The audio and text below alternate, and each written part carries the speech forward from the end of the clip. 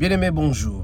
Ce matin, je vais vous parler d'un thème très intéressant que la plupart des gens s'épousent avant le mariage. Le thème s'intitule « On n'épouse pas la qualité, mais on épouse les défauts ». On n'épouse pas la qualité, mais on épouse les défauts. Bien-aimés, vous pouvez vous poser la question de savoir comment cette fille, elle a 30, 35 ans, 40, 45 ans, elle ne s'est jamais mariée. Et pourtant, côté physique, elle est très jolie, elle est très belle. Elle a la qualité physique, elle est très belle à voir. Malheureusement, cette fille ne s'est jamais mariée. Par contre aussi, vous avez des hommes qui ont beaucoup d'argent, très beaux, beaucoup de voitures, beaucoup de maisons. Malheureusement, ils ne se sont jamais mariés. Et bien pourquoi? Parce que tout simplement, le défaut prime sur la qualité. Et bien pour te marier, tu dois savoir que tu dois épouser les défauts et non la qualité. Pour une belle fille qui est très jolie, que tu aimes certainement, dans le cœur abattu, mais malheureusement, cette fille, elle est très impolie. Cette fille n'accepte pas la belle famille, raison pour laquelle elle se retrouve dans la rue. Eh bien, pour te marier, tu dois supporter. Tu dois apprendre à supporter ce défaut-là. Si jamais elle est impolie, tu dois accepter qu'elle est impolie. Et petit à petit, tu pourras changer ses défauts en qualité.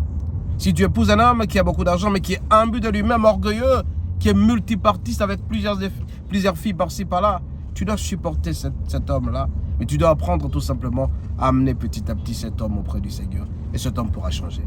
Bien aimé, on n'épouse pas la qualité, on épouse les défauts.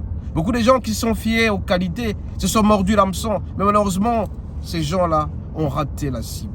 Alors mon bien-aimé, avant de te marier, pose-toi la question. Cette fille, est-elle jolie? Oui. Est-ce qu'elle a des mauvaises qualités ou des défauts? Si jamais elle a ses défauts, tu peux petit à petit t'approcher d'elle, la supporter. Tu la supportes au fur et à mesure et tu pourras changer ces défauts-là en qualité. Si jamais tu l'acceptes sérieusement. Et petit à petit, cette personne verra que ce qu'elle fait, c'est très mauvais.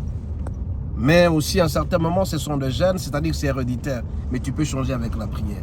Bien aimé, nous devons savoir que le mariage est fait sur l'institution des vies. C'est Dieu seul qui veut à ce que tu puisses te marier. Raison pour laquelle, pour trouver ton âme sœur, pour trouver celle que tu aimes ou celui que tu aimes, tu es obligé de pouvoir prier sérieusement.